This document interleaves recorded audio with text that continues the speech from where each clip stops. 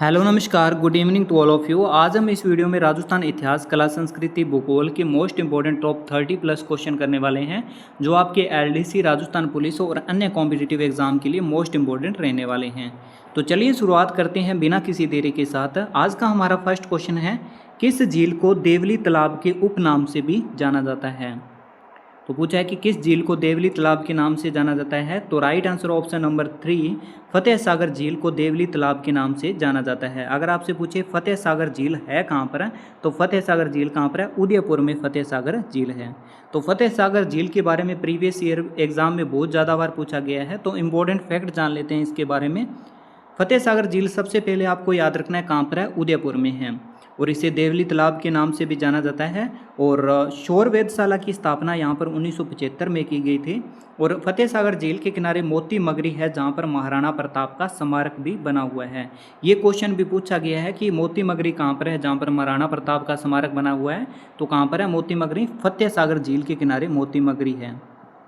Next question है, जो most important question है, कि राजस्थान की 5वीं रामसर साइट के रूप में किस झील को चिन्हित किया गया है, जिसका निर्माण महाराणा विनय सिंह ने अपनी पत्नी शीला हेतु करवाया था?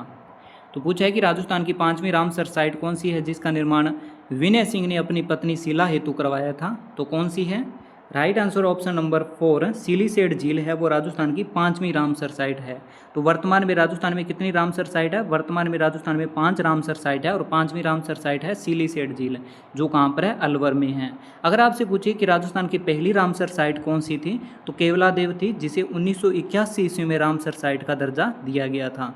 केवलादेव को रामसर साइट का दर्जा कब दिया गया? 1981 ईस्वी में। राजस्थान की पहली रामसर साइट थी, इसलिए मोस्ट इंपॉर्टेंट है। अगर आपसे पूछिए कि राजस्थान की दूसरी रामसर साइट सांबर को रामसर साइट का दर्जा कब दिया गया, तो 1990 ईस्वी में सांबर को रामसर साइट का दर्जा दिया गया।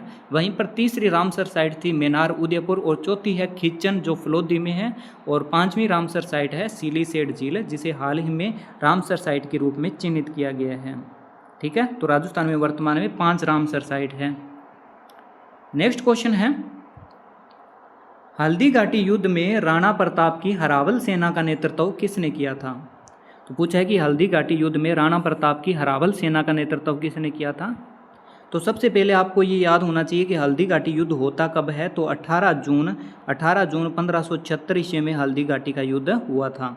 ठीक है, तो उसका हरावल सेना का नेतृत्व किसने किया था? तो हरावल सेना का नेतृत्व हाकिम खां सूरी ने किया था। किसकी? राणा प्रताप की हरावल सेना का नेतृत्व हाकिम खां सूरी करता है। तो इसके बारे में इम्पोर्टेंट फैक्ट जान लेते हैं हल्दी घाटी के युद्ध को। तो हल्दी घाटी युद्ध की बात करें तो इसकी जो व्यू रचना है वो कहाँ पर रची गई थी? मुगलों द्वारा।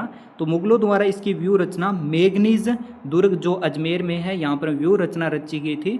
और मुगल सैनिकों को प्रशिक्षण कहाँ पर दिया गया था? मांडलगढ़ भीलवाड़ा में मुगल सैनिकों को प्रशिक्षण दिया गया था। ठीक है, और इसे मेवाड़ का थर्मोपली भी कहा जाता है हल्दी घाटी युद्ध को।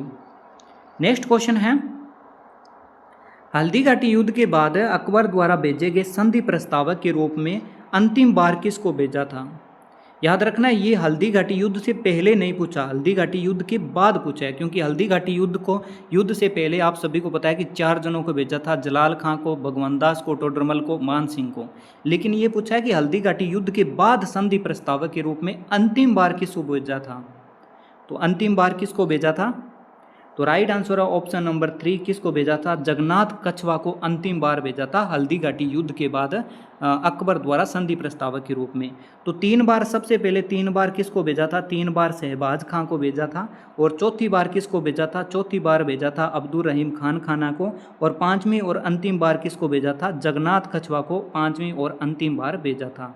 और ये भी आपको याद रखना चाहिए कि शहबाज खां एकमात्र ऐसा व्यक्ति था जिसने कुंभलगढ़ दुर्ग पर विजय प्राप्त की। ठीक है, ये क्वेश्चन पूछा गया है कि एकमात्र ऐसा व्यक्ति जिसने कुंभलगढ़ दुर्ग पर विजय प्राप्त की, तो वो शहबाज खां था। ठीक है, तो हल्दी घाटी युद्ध के बाद 3 बार इसे संधि प्रस्तावक के रूप में भेजा गया था। नेक्स्ट क्वेश्चन है, पूछा है कि मुगल मेवाड़ संधि के बारे में दिए गए कथनों पर विचार कीजिए। तो पहला है ऑप्शन है, 5 फरवरी 1615 ईस्वी में अमर सिंह प्रथम और जहांगीर के मध्य मुगल मेवाड़ संधि होती है। तो ये बिल्कुल सही है। तो मुगल मेवाड़ संधि कब होती है? 5 फरवरी 1615 ईस्वी में अमर सिंह प्रथम और जहांगीर के मध्य होती है। ठीक है। और नेक्स्ट ऑप्शन है मुगल दरबार में उपस्थित होने वाला पहला मेवाड़ राजकुमार अमर सिंह था। ये गलत है। ये गलत क्यों है? ये इसीलिए गलत है क्योंकि मुगल दरबार में उपस्थित होने वाला पहला मेवाड़ राजकुमार था वो अमर सिंह का बेटा करण सिंह था। कौन सा था? करण सिंह था। ऑप्शन नंबर फर्स्ट इसका राइट आंसर है। 5 फरवरी 1615 ईस्वी में मुगल मेवाड़ संधि होती है। ठीक है, यानी कथन इसका एक सही है। ठीक है, बाकी दूसरा कथन है वो गलत है। और मुगल मेवाड़ संधि जो मोस्ट इंपॉर्टेंट है एग्जाम की दृष्टि से, तो इंपॉर्टेंट फैक्ट जान लेते हैं। इसकी कुछ शर्तें थी। क्या शर्तें थी? कि मुगल मेवाड़ आपस में वैवाहिक संबंध स्थापित नहीं करेंगे और चित्तौड़ दुर्ग की कभी भी मरम्मत नहीं करवाई जाएगी और 1000 सेना, यहाँ पर सेना आना था। ठीक है, 1000 सेना के साथ करण सिंह मुगल दरबार में उपस्थित होगा। ठीक है, तो यहाँ पर कौन होगा? करण सिंह, जो अमर सिंह का बेटा था ना करण सिंह, वो 1000 सैनिकों के साथ मुगल दरबार में उपस्थित होगा। तो ये इसकी प्रमुख शर्तें थी। नेक्स्ट क्वेश्चन है, बांस जिसे सबसे लंबी घास के रूप में माना जाता है का वानस्पतिक नाम क्या है? तो पूछा है कि बांस का वानस्पतिक नाम क्या है जिसे सबसे लंबी घास के रूप में माना जाता है?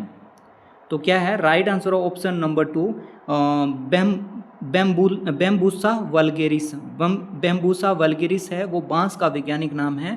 और बांस को हरा सोना भी कहा जाता है। और बांस की अधिकता सबसे ज़्यादा कहाँ पर पाई जाती है? तो बांस राजस्थान में सबसे ज़्यादा कहाँ पर पाई जाती है? बांसवाड़ा में सबसे ज़्यादा बांस की पैदावार होती है। तो बांस की अधिकता के कारण ही बांसवाड़ा का नाम बांसवाड़ा का नाम बांसवाड़ा पड़ा था, बांस की अधिकता के कारण। ठीक है, तो बांस का वैज्ञानिक नाम कौन सा है? बैम्बूसा वल्गेरिस बांस का वैज्ञानिक नाम है। हरा सोना भी इसे कहा जाता है। नेक्स्ट क्वेश्चन है, हर वर्ष जैव विविधता दिवस कब मनाया जाता है? तो पूछा है कि हर वर्ष जैव विविधता दिवस कब मनाया जाता है? तो राइट आंसर है ऑप्शन नंबर फर्स्ट 22 मई को हर साल क्या मनाया जाता है? जैव विविधता दिवस मनाया जाता है।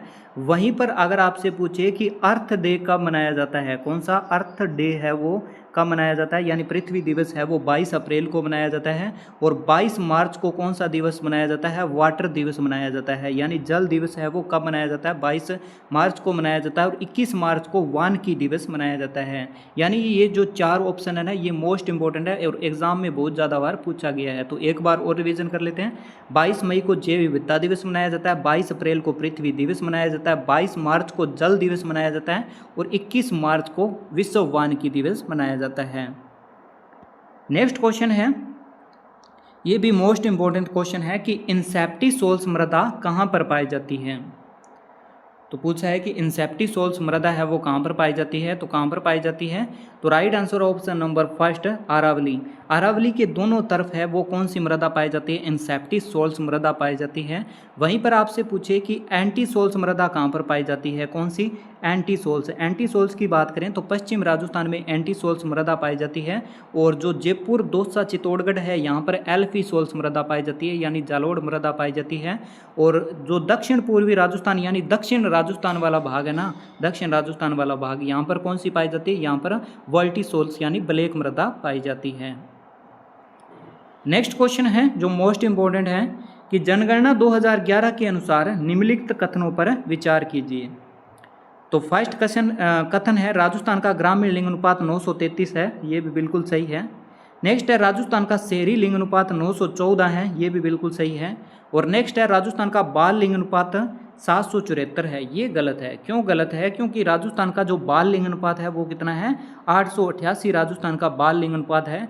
वैसे अगर आपसे पूछिए कि राजस्थान का ओवरऑल लिंग अनुपात कितना है, तो राजस्थान का ओवरऑल लिंग अनुपात कितना है? 928। 928 राजस्थान का ओवरऑल लिंग अनुपात है, जिसमें ग्रामीण लिंग अनुपात 933 है, शहरी लिंग अनुपात 914 है और शिशु लिंग अनुपात कौन सा है? 888 शिशु लिंग अनुपात है। यानी पूछा है कथनों पर विचार कीजिए, तो कथन 1 और 2 इसके राइट आंसर है। कौन सा है? कथन 1 और 2 इसके राइट आंसर है।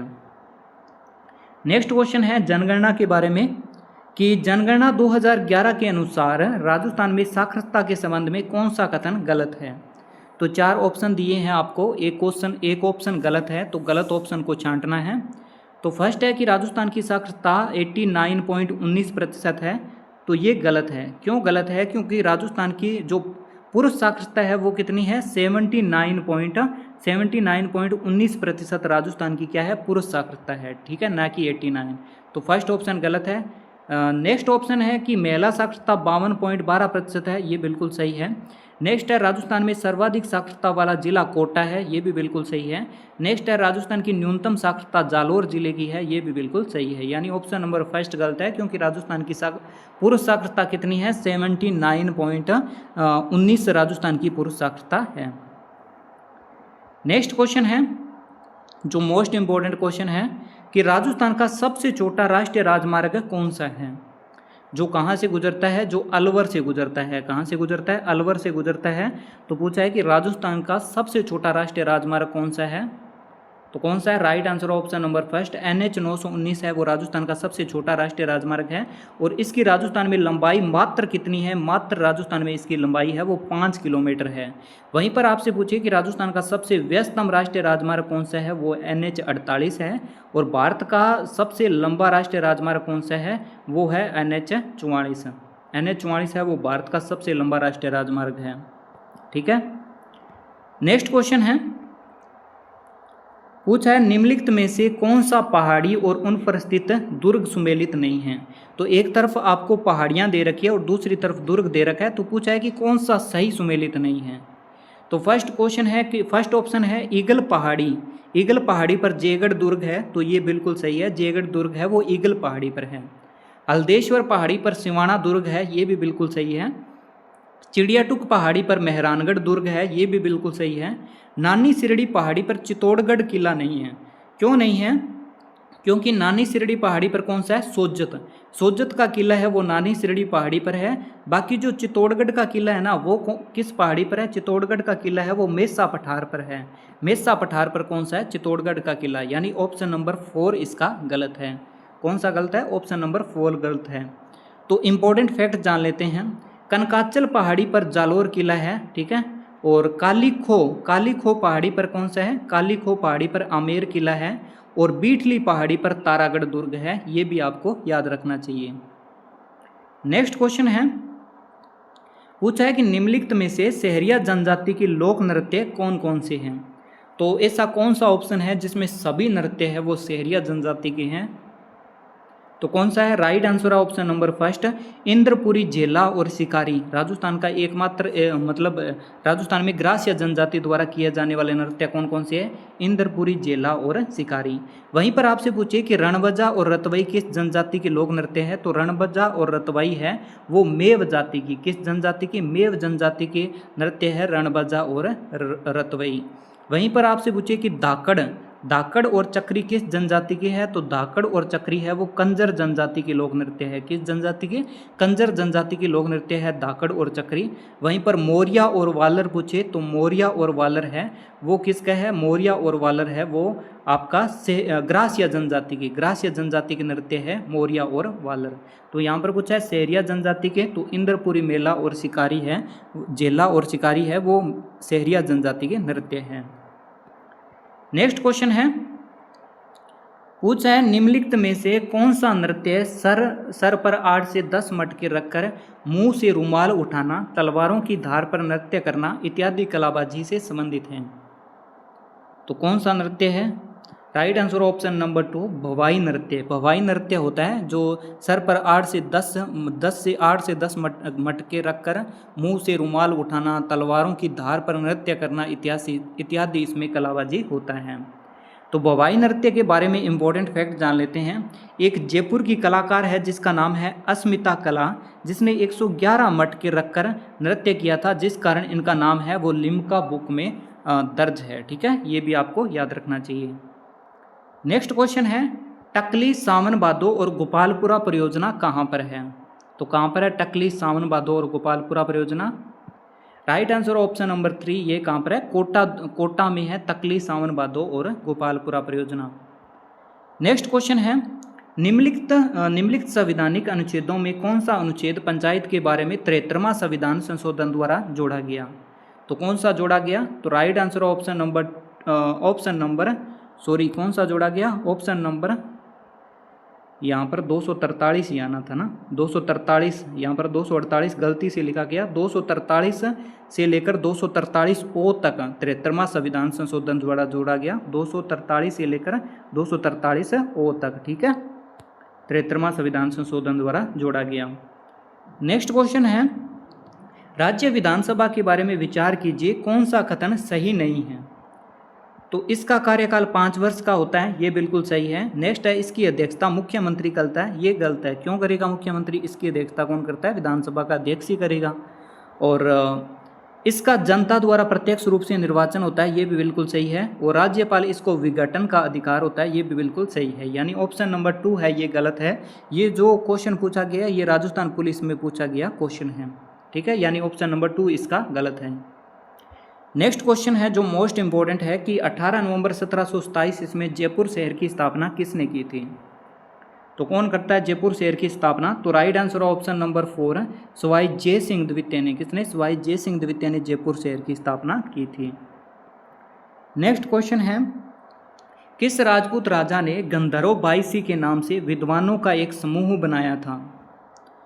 तो पूछा है कि किस राजपूत राजा ने गंधर्व बाईसी के नाम से एक विद्वानों का समूह बनाया हुआ था। तो किसने बनाया था? Right answer option number 1 Sawai Pratap Singh ने बनाया था।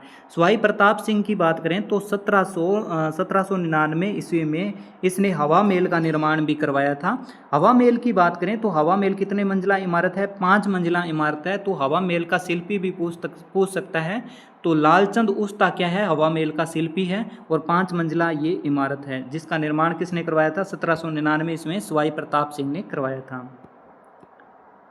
नेक्स्ट क्वेश्चन है, 1875 में मेयो कॉलेज की स्थापना कहाँ पर की गई थी। तो कहाँ पर की गई थी मेयो कॉलेज की स्थापना? Right answer option number 3 Ajmer में की गई थी। कहाँ पर की गई थी? मेयो कॉलेज की स्थापना अजमेर में की गई थी।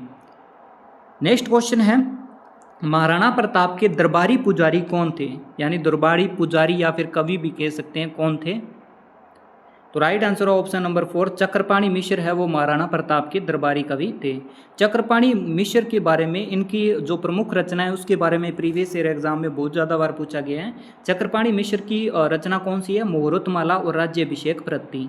मुहूर्तमाला और राज्याभिषेक प्रति है वो चक्रपाणी मिश्र की रचना है।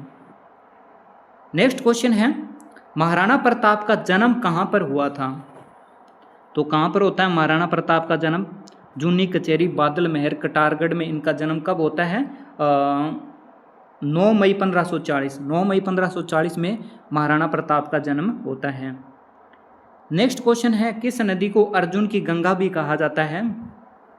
तो किस नदी को अर्जुन की गंगा कहा जाता है? तो right answer option number 1 Banganga नदी को अर्जुन की गंगा भी कहा जाता है। और अगर आपसे पूछे कि विराट सभ्यता है, विराट सभ्यता है वो किस नदी पर है, तो विराट सभ्यता है वो भी किस नदी पर है? वो बाणगंगा नदी पर है। और बाणगंगा नदी को रूडित नदी के नाम से भी जाना जाता है। नेक्स्ट क्वेश्चन है, किस भूभाग में लाल दोमट मिट्टी का बहुतायत है। यानी लाल दोमट मिट्टी है वो सबसे ज़्यादा कहाँ पर मिलती है? तो राइट आंसर ऑप्शन नंबर 2 दक्षिण राजस्थान। दक्षिण राजस्थान में सबसे ज़्यादा लाल दोमट मिट्टी मिलती है, ठीक है। और काली मिट्टी भी आपको याद रखना चाहिए, हड़ौती क्षेत्र में काली मृदा मिलती है जिसे वाल्टी शॉल्ट्स भी कहा जाता है। नेक्स्ट क्वेश्चन है, जयपुर मेट्रो रेल सेवा कब शुरू हुई थी। तो कब शुरू होती है जयपुर मेट्रो रेल सेवा शुरू? तो 3 जून 2015 में जयपुर मेट्रो रेल सेवा है वो शुरू होती है। कब होती है? 3 जून 2015 में। नेक्स्ट क्वेश्चन है जो मोस्ट इंपॉर्टेंट है कि राजस्थान के लोकसभा में कितने सांसद चुने जाते हैं। तो राजस्थान के लोकसभा में कितने सांसद चुने जाते हैं? तो कितने चुने जाते हैं? तो राइट आंसर ऑप्शन नंबर 2 कितने चुने जाते हैं? राजस्थान में लोकसभा में 25 सांसद चुने जाते हैं। और राज्यसभा में कितने सांसद चुने जाते हैं? 10 सांसद चुने जाते हैं। ये भी आपको याद रखना चाहिए। नेक्स्ट क्वेश्चन है, राजस्थान के गठन के समय दूसरे चरण में निम्नलिखित में से कौन से संघ की राजधानी बनी थी। यानी जब राजस्थान का दूसरा चरण था, दूसरा चरण कब था? 25 मार्च 1948। 25 मार्च 1948 जब राजस्थान का दूसरा चरण था, उस समय पूछा है कि राजस्थान के दूसरे चरण की राजधानी कौन सी थी। तो कौन सी थी? तो राइट आंसर है ऑप्शन नंबर 3 कौन सी थी, कोटा थी। पहले चरण की राजधानी कौन सी थी, पहले चरण की राजधानी अलवर को बनाया गया था, दूसरे चरण की कोटा को बनाया गया था, तीसरे चरण की उदयपुर को बनाया गया था और चौथे चरण की कौन सी बनाया था, जयपुर को बनाया गया था। तो दूसरे चरण की पूछी है, ऑप्शन नंबर 3 इसका राइट आंसर है। नेक्स्ट क्वेश्चन है, कौन सा किले में मलिक शाह पीर का मकबरा है। तो मलिक शाह पीर का मकबरा है वो किस किले में है, तो राइट आंसर ऑप्शन नंबर 2 किस किले में, जालोर किले में मलिक शाह पीर का मकबरा है। वहीं पर आपसे पूछे कि आपका अलाउद्दीन खिलजी का मकबरा कहाँ पर है, तो अलाउद्दीन खिलजी का मकबरा भी जालोर में है और फिरोजा का मकबरा भी जालोर में है। ठीक है, जालोर में जयनारायण व्यास का संबंध भी जालोर से है, क्योंकि ढोल नृत्य जो कहाँ का फेमस है, ढोल नृत्य है वो कहाँ का फेमस है, ढोल नृत्य जालोर का है, जिसको प्रकाश में लाने का श्रेय भी जयनारायण व्यास को जाता है। ठीक है, तो ढोल नृत्य कहाँ का फेमस है, जालोर का, ये भी आपको याद रखना चाहिए। नेक्स्ट क्वेश्चन है, किस महाकाव्य की रचना महाकवि माघ ने की थी। तो महाकवि माघ ने किसकी रचना की थी, तो किसकी की थी, तो right answer option number 2 Shishupal Vadham की रचना है वो महाकवि माघ ने की थी। और आज का लास्ट और अंतिम क्वेश्चन है कि स्वामी दयानंद सरस्वती राजस्थान में सर्वप्रथम कहाँ पर आए थे। तो ये आपके लिए क्वेश्चन होमवर्क का है, आप कमेंट बॉक्स में जवाब दे सकते हैं अगर आपको जवाब आता है कि स्वामी दयानंद सरस्वती राजस्थान में सर्वप्रथम कहाँ पर आए थे।